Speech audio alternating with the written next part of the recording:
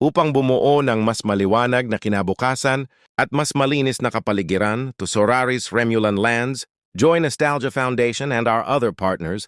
Let us continue working together, breaking new ground on our end. As a government, we will continue improving our processes so we can promote and support and accelerate more innovative renewable energy projects. Just like this indeed, our collaboration demonstrates what can be achieved when the government, the private sector, and communities work together to create sustainable solutions.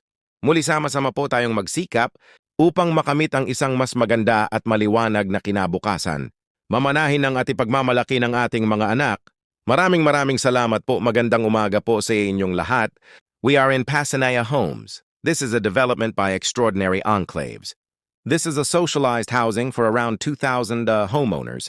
It's fully lived in, it's fully developed already. Solaris then in turn uses the roof to generate solar energy, using their solar panels that Solaris has installed, and the entire installation over the roof is allowed to generate some 6.5 megawatt peak of energy that is connected to the grid. So this is the first in the world socialized housing rooftop solar energy that is utility scale and grid connected.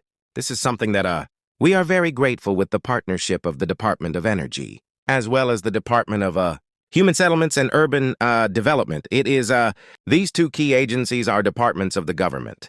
Were very much instrumental to allow such an innovation to happen. No, and interestingly, this is an innovation of the Philippines.